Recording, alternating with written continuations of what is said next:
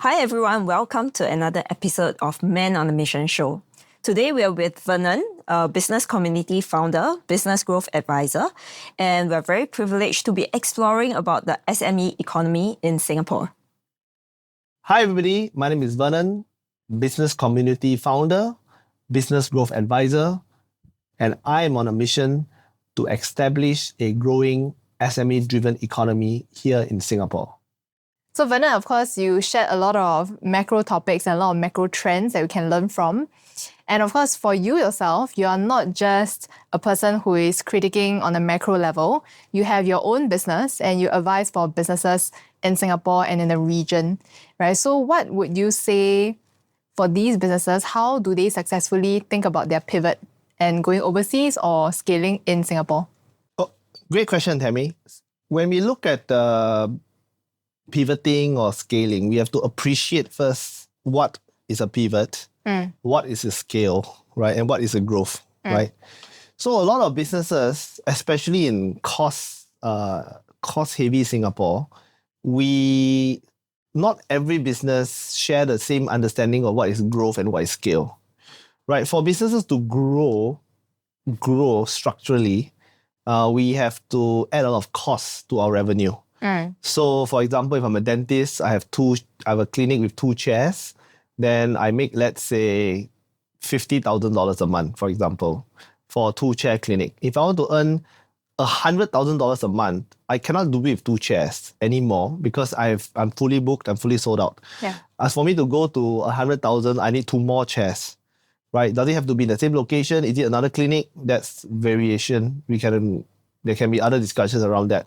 But fundamentally, for a business to grow, you need to add costs structurally. So this is the nature of growth.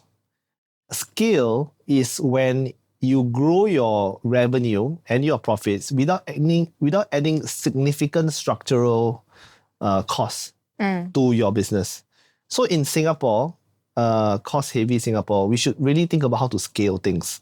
So in this case, the government is quite good. They are recommending the directions in the area of IP, technology, AI, and so on. These are all highly scalable industries, and we should definitely focus as SMEs to leverage on these technologies and this platform. Yeah. So creating innovative technological products that can be sold on a subscription basis, or creating specific membership value and growing memberships are great ways to scale your business. Having sponsorship opportunities for your events are another great way to scale your business. So that's scale, right? Yeah.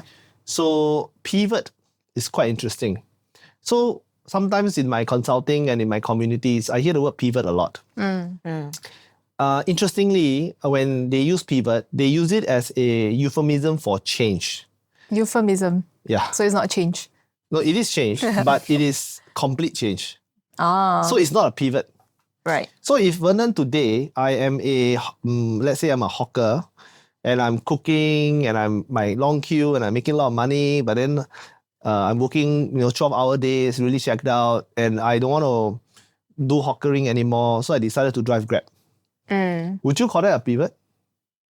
Oh, that's a change. Total change in industry. Yes, total change, right? You don't call it a pivot. Yeah. So a lot of times when they use the word pivot, they're not really pivoting, they're changing completely. So for something to be a pivot, the way I understand pivot is they actually leverage on their pre-existing infrastructure or value. So if I'm a hawker, for example, and I'm selling this, great char kway teow or whatever at my store, and then I decided to pivot my business and I decided to go up the value chain, sell my recipe, run a cooking show, decide to go into a hawker center situation, or decide to partner up with a few hawkers together to create a new collective and open up one and put a bar in the middle and put a live band in the center or something like that, then we can say we're leveraging on our previous value and infrastructure and we do a pivot. So pivot means you are still having your momentum, you are pivoting, right? But then you are still facing the same direction. Yeah. In general. Okay, so what's happening for the Grab driver example is that I didn't pivot. I gave up on my business. Then I changed completely, and then now I'm driving another direction on another platform, on another value chain. Yeah. So pivoting normally keeps your momentum. I see. This is something people don't really think about. The momentum part. Because that's pivot, right? When you pivoting means the momentum doesn't change. Yeah. Right? So I qualify the momentum from an energy and a value and a resource standpoint. Then you do pivoting. I guess that's a real hard part, right? Because I have a friend runs a piano school, obviously very cost heavy, based on rental, based on labor, right? And in this industry, right, the toughest part is the retention. Because they have to work long hours and then sometimes goes in the weekend, and then she has a lot of problems with the labor, right? So she once told me that, hey, it's very easy if I open my fifth outlet, because I know exactly the SOP. I know how to get there. I know what's the area to choose. I know if I open my fifth outlet, I will make a lot of money. But on the contrary, she says, if I grow towards that direction, then naturally I have more labor problems and it doesn't get easier, right? So that problem will start to expand as well. So she has a dilemma. She's thinking, okay, should I start to pivot, go online, create my online music academy, or should I just do what I'm great at, my business as usual, which is open my fifth outlet to make more money? Right? So she's stuck at this dilemma. And of course, in the end, she chose the way that she's more used to, opening the fifth outlet. And we were just having a conversation with a commercial real estate agent. So we don't need to guess. Rental went up tremendously this year. Right? So it's a state that they're in. And I feel that it is a state of a lot of business owners. Their mindset is, okay, I know that I have to do something slightly different from my usual go-to, because if the costs go up, my whole business is effed.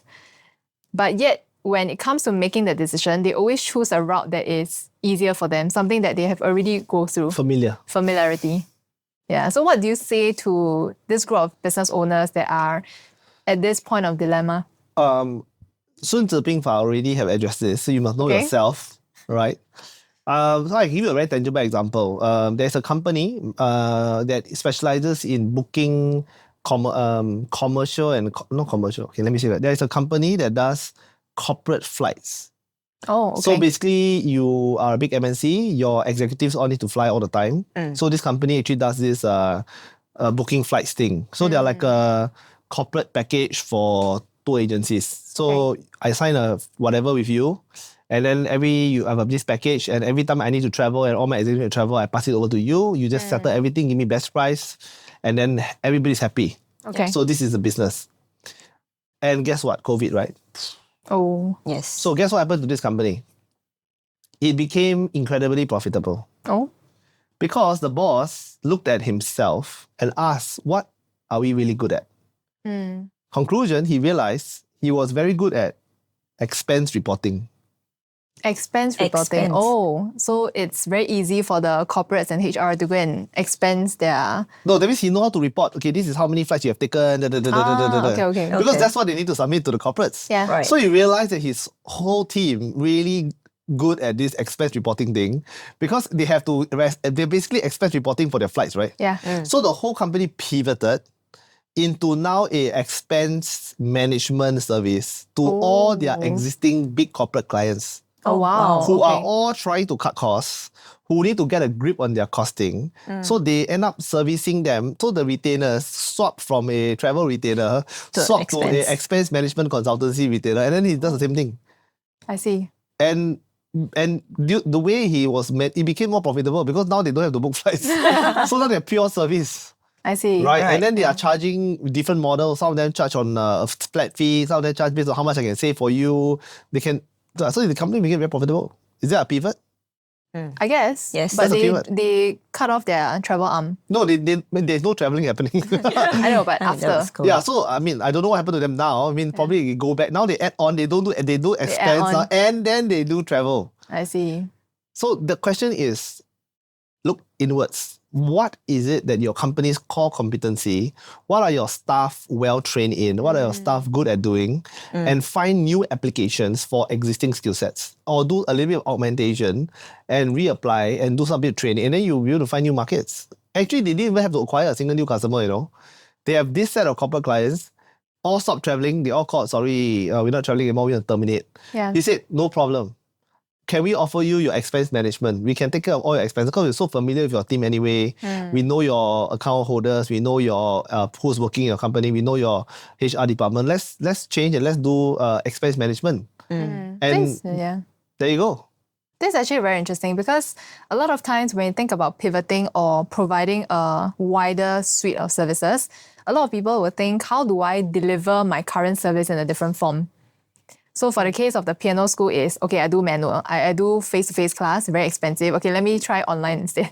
Right? So that's how they think about it. So changing the form of delivering, right? But over here, you are looking at the core competency, right? And when you look inward at a core competency, it's not necessarily the same sort of service in a different form, but it could be based on the skill, then repackaging it in a different context, which then allow you to tap into existing or even new customers. Absolutely. And this is not new. This happened during World War II. Oh, So okay. during World War II, the Americans, as you know, World War II, they came in late in the game. Did the whole D-Day thing and supported the Allied forces and then, beat Hitler and all that nice jazz. And then they basically essentially came on top. But once the war was over, America had tons of factories run by women because the men were all fighting war, and they were producing bombers and bullets and all this war equipment, right? But now there's no more war. So they all went to make cars. Oh, They went to there make you go. cars, they went to make ovens and microwaves and refrigerators. So that birthed the manufacturing of American products. I see. So they just look at the factory, they rejig the factory. And so is there so much difference making a warplane and a commercial plane? Right. I mean, you just call it differently, right? It's a plane, right? Now, what about a Humvee Jeep versus a Hummer that is driven versus a Ford Mustang or so on? I mean, it's the same kind of like a manufacturing backbone, right? So the Americans had a problem after the war, which the problem was that they have all this capital outlay, which are all these factories. They need to recover the costs because the government stopped the government contract because no need to build any more bombers, guys, stop. So find a way, right? Same as well. We Singaporeans have businesses. Our businesses has some core competencies. So our marketing competency, our legal experience, our payroll management, our expense tracking, our familiarities with particular kind of global requirements and so on and so forth. How can we offer this set of core competencies, repurpose them for a product market fit? So instead of taking the same thing, that means, I'm selling marketing services, for example. So therefore, I should Sell it online. So I'm doing tuition, for example, and then therefore I should do online tuition. Yeah. So you're just changing something from a tablet to a powder or powder to a soup, right? Yes. So you're just changing the form, the delivery, because you just don't deal with the cost. But the way you're looking at it, you should start looking inwards first. Take stock of what you have, repurpose or rejig it to then create new market opportunities that didn't exist. So that's the 孙子兵法. Know yourself and know your enemy, right? Yes. So you know yourself and you know the market, you will be able to find a product market fit. So only after you finish the product market fit first, then you can go into the growth phase, then you go into the scale phase. Right? So that's generally how it works. Yeah. Yeah. Now, I was just reminded of another brand I came across before, which I believe is also a way of thinking of how you can chunk up, right? I think Fujifilm with their Skincare, right? skincare, yes, which is another way of looking at how they look at chemicals that are photon sensitive. Yeah. So photon sensitive and light then became something for skincare, which sounds like totally different industry, but goes back to the same core competency. Yes. So you're very correct to bring out Fujifilm as a great example. So Fujifilm actually, when they look inwards, they realize they have strong R&D and they are chemists. Basically, Chemists, right? They're basically chemists, right? So because, Fujifilm, film and chemicals and photo film, right? These are the outcome. But what they really have is solid chemists, R&D department. They just need to change the brief, guys. Let's research other things, right? So they came out with this luxury skincare. Of course, they got to do the product market fit, they got to do the branding and deploy the market, fine. But the machinery for Fujifilm, now this new skincare range takes up a significant amount of their revenue because they pivoted. So that's a pivot. Now, that's not a change. It might look like a change, because we are not familiar with the machinery that they have in the background. So when again, momentum, right? Do you have to if you need to tear down all your capital investment, build again, and then do that, is a change. But if your machinery stays more or less the same, then you're just finding new applications around it. That's the pivoting. That's the pivoting. No minimal loss of momentum.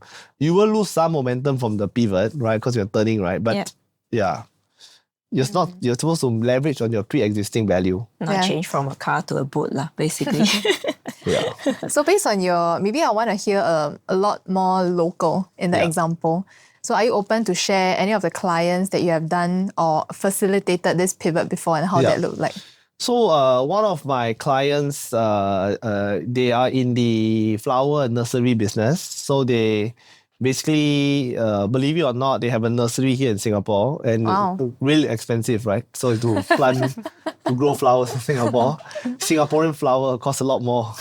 So they have a nursery here. They grow plants. They sometimes, of course, they import a lot as well. They just plant it here and then they grow it. So looking at the business, their business got a few verticals, and the business is very established. So they do landscaping, they do consultancy, they do flowers for high-end events and all that kind of stuff. So they are also looking for a pivot, right? How come? Well, because this business is very cost competitive, very cost heavy, because the price sensitive and so on, and it's a commodity business. You're essentially paying money for people to cut grass. Right? So basically, very expensive. I mean, you can. There's money to be made. You still got to cut grass. Right. But it's competitive, right? Right. So what they did, when they look inwards and did the business model canvas, right, with me, and they analyze what they have, we realize that they have fertilizers, proprietary fertilizers. Oh. So again, they don't inherently know that they have proprietary fertilizers. They just over the years figure out that because Singapore is so expensive, all my yield better be very high. So they then innovated a bunch of fertilizers, right? And work with partners to come up with proprietary fertilizer that make the yield tremendous. Like 60% more yield. That means the plants or the flowers take half the time to mature. Wow. Okay, and the yield is high. That means more comes out. So actually, it's a 3 to 4x kind of a multiplication of the productivity from because Singapore is expensive, right? So they didn't go vertical farming, right? What they went was they went on fertilizer. I see. Right, it's because they need to maximize the thing, right? So now this particular brand business, they now have branched off. So they went into another country, another market, brought their fertilizer to these communities, and then they're trying to distribute the fertilizers to all the farming communities in these new markets so they can improve their yield. And they are the business on top of all of this. Oh, okay. So this is the exporting of a Singapore special IP fertilizer. Now, if you ask them what do they do back then, they'll just say, I landscaping. Yes. And I sell flowers. So that is the front part of the business. But look at what they have. The proprietary fertilizer was what they have. So then we consulted with them. We helped them with the expansion regionally. So now they are actually distributing their fertilizers, to the region, and they are helping local farmers elevate their lifestyle, elevating their profitability with the fertilizer. So they're upstream now in those markets. I see. Yeah. Interesting. So that's based on a product business. Do you have an example for service? Oh, service business. So, service business. Okay, I can talk about marketing, right? Because we are in this business, so we understand. So there is one. So I talk about two simple ones. So one is HR services. So Singapore HR services, we are very compliant. We understand the pitching and the business matching and the scripting. So when we understand the HR businesses in Singapore, because we have different laws and policies in Singapore than other countries, of course. But this particular set of practices can be expanded into different markets. Okay. So what happens in this HR company? This HR company went into Malaysia, okay, realized that they are able. So initially they were doing HR in Singapore initially. So they did realized sourcing was a problem. So they worked with partners for sourcing. Then they realized that the partners were not doing a good job sourcing because they don't understand how the sourcing works and whatever. So what they did was they went to these countries and set up their own sourcing center. Oh, okay. So now this company, of course, in Singapore company, they're looking for people that need a lot of manpower.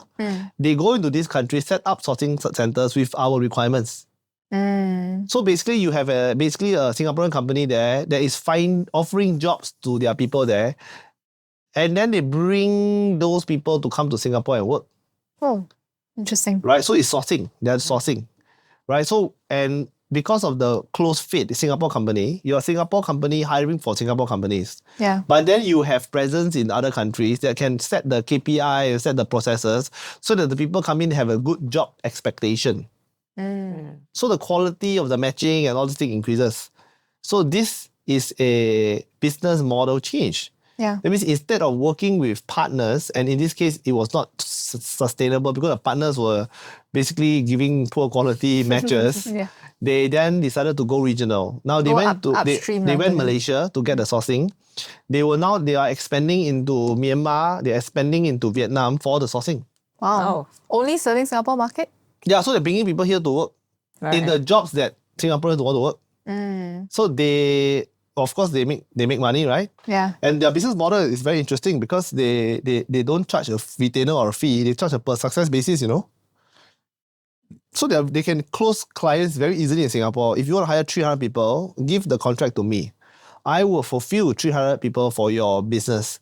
And 300 people might only have 5 job scopes, 5 JDs. Because each JD, they need to hire 60 of them. Right. Mass hiring. So it's mass hiring. Lower So cost. now mass hiring, they need to then find the mass, right? So they're not going to find it in Singapore because it's straight up say that Singapore market don't have these people.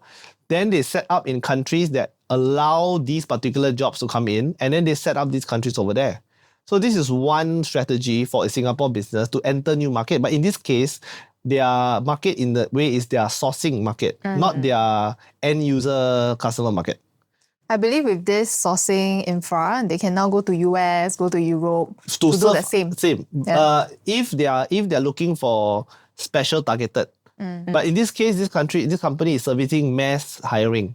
By mass hiring, they define it as more than 5% for the same job description. Same JD. I see. So it's very scalable. Yeah. Because I'm interviewing for, let's say, a F&B server, for example, or a back-end central kitchen staff whose job is to chop onions, okay, or something like that. So it's one job scope, right? They need to hire it en masse, then they just do it. So this is one example of expanding the market. Another example would be a marketing company. So marketing company has all these, in case everybody do not know, marketing companies have tons of like PDFs, templates and proposals because every client we're doing proposals and templates for.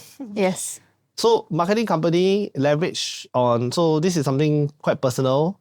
So last year I was the co-organizer of the National AI Prompt Design Challenge. So we run this particular exercise and we got over 100 companies to come to participate and learn how to do prompt engineering and prompt design and so on. Yeah. Among all of them, one of them is a marketing company.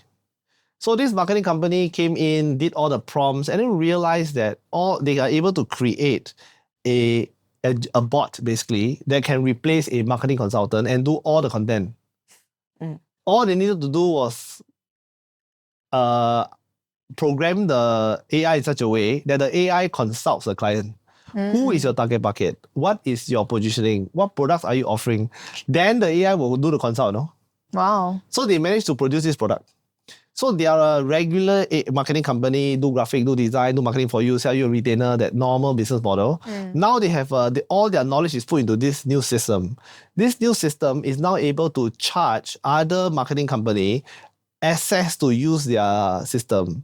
So they are able to create jobs or more capability for the one-man agencies. So now they will start selling subscription to this. So now they have new business. Is this a pivot? This is a pivot because now they are using their value and their core company use it through a particular technology to find new market application. So initially, this agency only serve end clients to sell more of their products.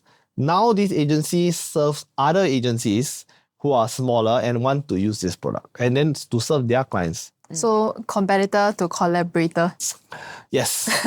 So we all are working together, right? Yeah. So this is 2 examples. Yeah. In my Awesome. communities. Yeah. Very good examples.